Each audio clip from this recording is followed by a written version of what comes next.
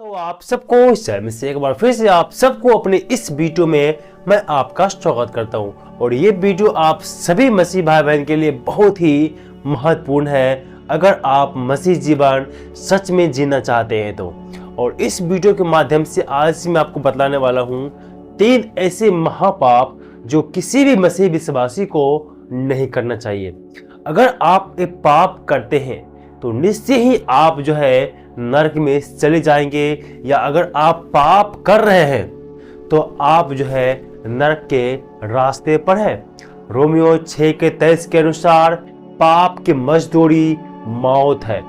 अगर आप पाप करते हैं तो आप मर जाएंगे, लेकिन जो संसारिक मृत्यु है ये मृत्यु तो आप जरूर मरेंगे, लेकिन जो मौत मृत्यु का बाइबल बात करती है वो मृत्यु है अनंत काल का मृत्यु, अर्थात नरक लोक जाना पड़ेगा आपको। अगर जो आप पाप करते करते अगर जो इस शरीर का त्याग करते हैं तो आपकी आत्मा जो है स्वर्ग में नहीं जाएगा, नरक में चला जाएगा, क्योंकि परमेश्वर जो है न्याय करने में धर्मी है।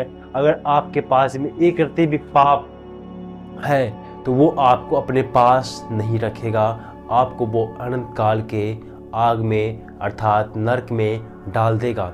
इसलिए और 3 ऐसे महापाप कौन सा है जो आपको नरक में लेकर चला जाएगा, उसे जानने के लिए अपने जीवन से थोड़ा सा समय निकाल करके इस पूरा वीडियो को आप शुरू से अंत तक आप जरूर देखिएगा, ताकि आप जो है उन पापों को जान सके और उस पाप से आप बच सके, ताकि परमेश्वर के पास में आप पहुंच सके।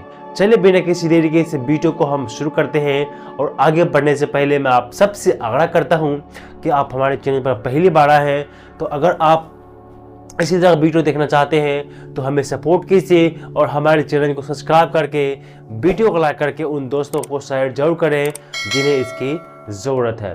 और जो सबसे जो पहला बात हम जो सीखने वाले हैं वो है जानबूझकर पाप ना करना, अर्थात दोबारा पाप ना करना। मेरे प्रियो, ये परमेश्वर के आदेश है। अगर आप जानबूझ के पाप करते हैं तो निश्चित ही आप जो है नरक के दरवाजे पर दस्तक दे रहे हैं। बाइबल में इस प्रकार से हमें बयान करता है, इब्रानियों 10 अध्याय 26 और 27 वचन में इस प्रकार से लिखा हुआ परमेश्वर का वचन, क्योंकि सच्चाई की पहचान प्राप्त करने के बाद यदि हम जानबूझकर पाप करते रहे तो पापों के लिए कोई बलिदान बाकी नहीं है। तो पापों के लिए कोई भी बलिदान बाकी नहीं है। मेरे प्रियो, बाइबल कहती है कि जानबूझकर पाप हमें नहीं करना। अर्थात जब सच्चाई के ज्ञान प्राप्त करने के बाद अगर आप जानबूझकर पाप करते हैं तो उस पाप के लिए दूसरा बलिदान नहीं है। कहने का तात्पर्य यह है मेरे प्रियो, आप सबके अर्थात हम सबके पापों के लिए, हम सबके पापों का दाम चुकाने के लिए परमेश्वर के इकलौता पुत्र प्रभु यीशु मसीह उस क्रूस पर हमारे और आपके पापों के लिए बलिदान हुआ, ताकि हम उनके बलिदान के द्वारा हमें पाप से छुटकारा मिल सके, उस पर विश्वास करने के द्वारा। इसीलिए जब आप पहली बार सुसमाचार सुनते हैं और आप पाप से पश्चाताप करते हैं और प्रभु यीशु मसीह को स्वीकार करते हैं तो आप जान गए हैं कि पाप क्या है, पुण्य क्या है, किस प्रकार का जीवन आपको जीना है। प्रभु यीशु मसीह को स्वीकार करने के बाद, पाप की पश्चाताप करने के बाद जब दोबारा आप पाप करते हैं तो उसके लिए फिर से यीशु मसीह उस क्रूस पर बलिदान नहीं होगा। आपकी एक बार की पापों के लिए प्रभु यीशु मसीह उस क्रूस पर बलिदान हो गया। जो आप अपने हाथों से या अपने जीवन में जो आप पाप करते हैं, तो फिर से जब आप पाप करते हैं तो उसके लिए प्रभु यीशु मसीह क्रूस पर बलिदान नहीं होगा। आगे लिखा हुआ है, हाँ, दंड का एक भयानक बाढ़ जो होना और आग का ज्वाला बाकी है जो विरोधियों को भस्म कर देगा। मेरे प्रियो, अगर आप जानबूझकर पाप करते रहे और ये पाप करते करते अगर आप इस संसार को छोड़ करके चले गए तो आप निश्चित ही उस धधकती हुई आग के भट्टी में डाल दिया जाएगा। वचन में लिखा हुआ है, हाँ, दंड का एक भयानक बाढ़ जो होना, अर्थात जब प्रभु परमेश्वर आपका न्याय करेगा उस समय में अगर आप संसार में पाप करते करते संसार से छोड़कर यहाँ से मर गए, तो जब आप उस दुनिया में जाएंगे, आत्मिक दुनिया में, वहां आपकी आत्मा को वो परमेश्वर स्वीकार नहीं करेगा, आपको नरक में डाल देगा। इसीलिए अपने जीवन में जानबूझकर पाप नहीं करें या दोबारा पाप ना करें। अगर जो आप दोबारा पाप करते हैं तो याद रखिए आप हमेशा हमेशा के लिए नरक में चले जाएंगे। अगर आप इन चीज़ों से बचना चाहते हैं, पाप से बचना चाहते हैं, तो आप जो है उस पाप से को स्वीकार कीजिए। हर एक उस पाप के लिए, हर एक उस गलती के लिए आप प्रभु यीशु मसीह से घुटने टेक कर प्रार्थना कीजिए और उस पाप के लिए पश्चाताप की प्रार्थना कीजिए। तब प्रभु परमेश्वर आपके पापों को माफ करेगा, अन्यथा आप जो है नरक में चले जाएंगे। और हम दूसरा बार में देखते हैं, परमेश्वर के अलावा दूसरों को ईश्वर करके ना मानना। मेरे प्रियो, जिस देश में हम रहते हैं, भारतवर्ष में, यहाँ पर 33 करोड़ देवी देवताएं हैं और हर एक लोग अन्य अन्य देवी देवता का पूजा आराधना करते हैं। जितने भी भगवान को आप लोग जानते हैं, सबका पूजा आराधना करते हैं। घर में 10-15 मूर्तियां रखते हैं, तो अलग अलग भगवान के लोग यहाँ पर पूजा करते हैं। लेकिन जिसकी आस्था जहाँ है, उस पर वो पूजा आराधना उसका वो कर रहा है। लेकिन आपकी आस्था कहाँ है? अगर आप प्रभु यीशु मसीह को पूजा करते हैं, प्रभु यीशु मसीह पर विश्वास करते हैं, तो प्रभु यीशु मसीह के अलावा किसी और को परमेश्वर करके नहीं पूजना है, परमेश्वर की स्थान नहीं देना है।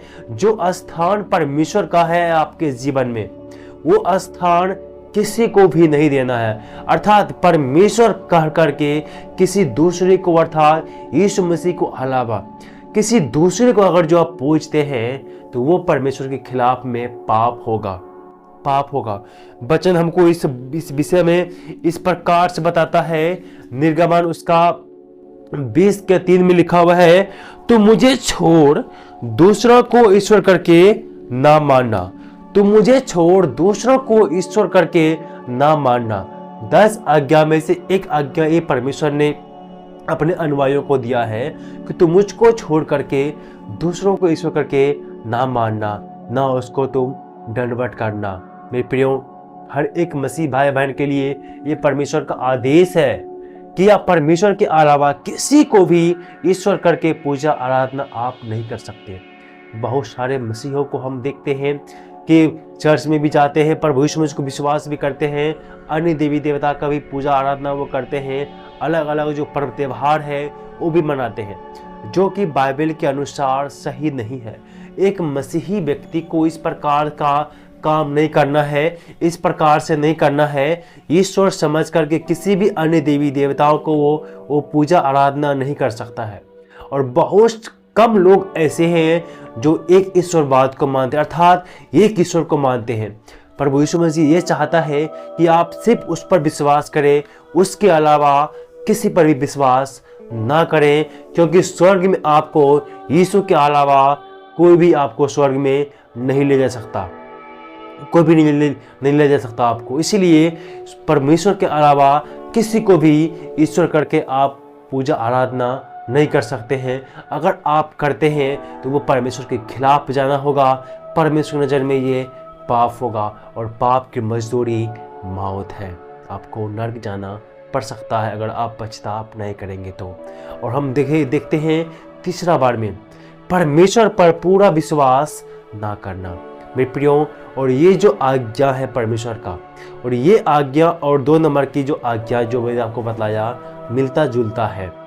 बहुत सारे लोग जो है परमेश्वर पर पूरा आस्था नहीं रख पाता है, पूरा विश्वास जो है नहीं रख पाता है। आज हमारे चर्चेस में या बहुत जगह चर्च में बहुत लोगों को देखते हैं अक्सर वो चंगाई पाने के लिए, अगर उनके घर में किसी भाई बहन को बहुत बड़ा बीमार पड़ गया, वो ठीक नहीं हो पा रहे हैं, तभी जाकर के चर्च में आते हैं और दुआ प्रार्थना के द्वारा वो ठीक भी हो जाते हैं। और ठीक होने के बाद फिर उसका विश्वास जो है ख़त्म हो जाता है। उस बीमारी से ठीक होने के लिए उसने विश्वास किया था, उसके बाद वो फिर से वही वापस लौट जाते हैं जहाँ से वो आए थे। लेकिन मेरे प्रियो, परमेश्वर का वचन हमें इस प्रकार से नहीं सिखाता। परमेश्वर का वचन हमें सिखाता है हमें संपूर्ण रीति से परमेश्वर पर विश्वास करना है, आधे अधूरे नहीं। ऐसा नहीं होना चाहिए कि कभी हम चर्च में जाते हैं, कभी मंदिर में जाते हैं, कभी हम मूर्तियों को पूजा करते हैं, कभी परमेश्वर का आराधना करते हैं। इस प्रकार से आपको नहीं करना है, इस प्रकार नहीं करें। इस बात को परमेश्वर के वचन में इस प्रकार से लिखा हुआ है।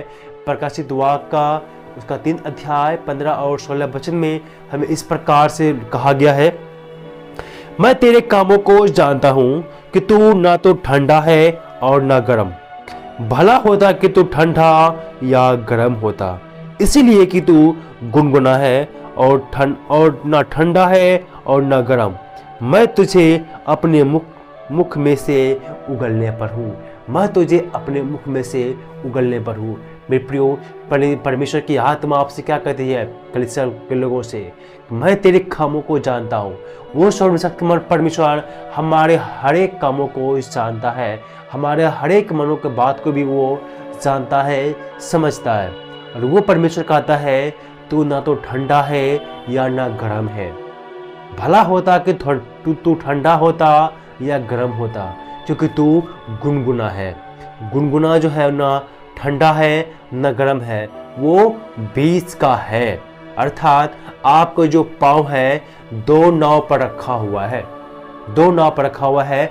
आधा अधूरा विश्वास करते हैं। जो भी मसीह इस प्रकार से हैं, आधा अधूरा विश्वास करते हैं। एक मसीही विश्वासी को ना ठंडा होना चाहिए ना गुनगुना होना चाहिए, हमेशा गर्म रहना है।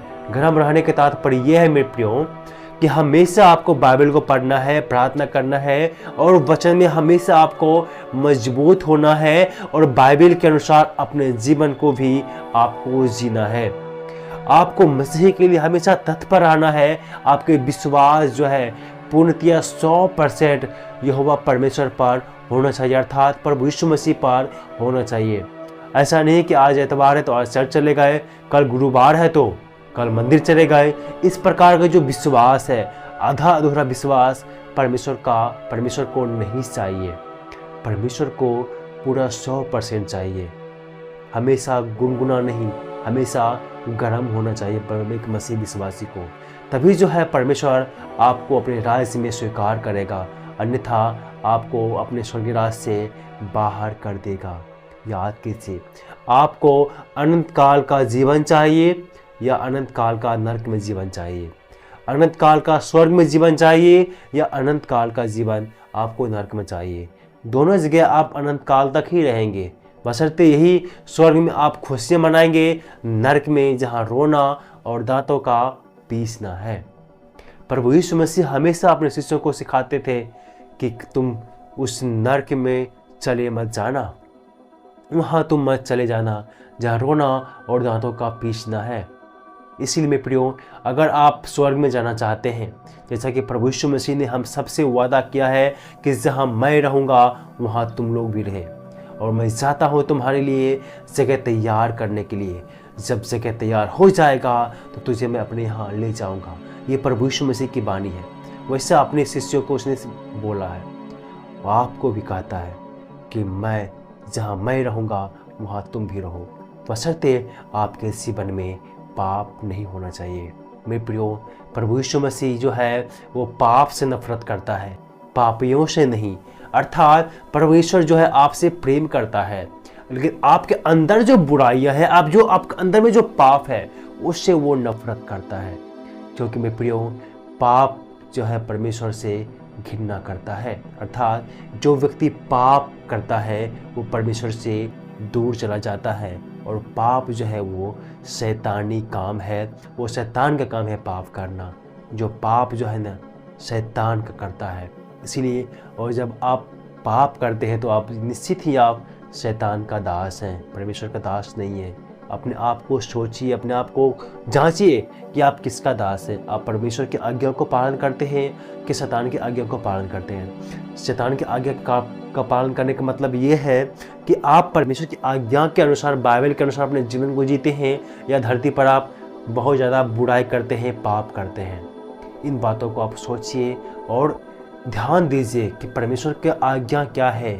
आप क्या कर रहे हैं, किस प्रकार का जीवन जी रहे हैं, आप अपने जीवन में पाप कर रहे हैं कि अच्छे काम कर रहे हैं। याद रखिए, हर एक काम का हिसाब परमेश्वर आपसे लेगा। जो काम आप धरती पर करते हैं उन हर एक कामों का लेखा जोखा आपको परमेश्वर को देना होगा। याद रखिए, हर एक इंसान यीशु मसीह के आगे घुटना टेकेगा न्याय पाने के लिए। उस समय में आप क्या कहोगे परमेश्वर से कि परमेश्वर, मैंने धरती पर पाप कर लिया या नहीं किया। याद रखिए, आपका हर एक काम का न्याय परमेश्वर करेंगे, हर एक बातों का न्याय करेंगे, हर एक स्वभाव का न्याय करेंगे, हर एक मन का न्याय करेंगे। हर एक चीज़ का आपको लेखा जोखा परमेश्वर को देना होगा। जो भी संसार में आप करते हैं स्वर्ग में आपको मिलेगा, अर्थात जो आप इस जीवन में करते हैं आपको आत्मिक जीवन में उसका भुगतान आपको करना होगा। अगर आप अच्छे बन करके परमेश्वर की आज्ञा अनुसार अगर जो आप जीवन को बिताते हैं तो निश्चित ही आप परमेश्वर आपको स्वीकार करेगा। लेकिन अगर जो आप बुरे बनकर संसार में पाप करते हैं तो परमेश्वर आपको अनंत काल के नरक में जरूर डालेगा। इसीलिए अपने आप को जांचें और दोबारा संसार में आप पाप ना करें और बाइबल के अनुसार अपने जीवन को आप बिताएं। मेरे प्रियो, आज मैंने आपको 3 बातों को बतलाया है और भी बहुत सारे पाप है जो बाइबल में बताया गया है। मैं आपको धीरे धीरे सारे बातों को बताने का बहुत कोशिश करूँगा। मैं उम्मीद करता हूँ कि संदेश के द्वारा परमेश्वर आप सबको आशीष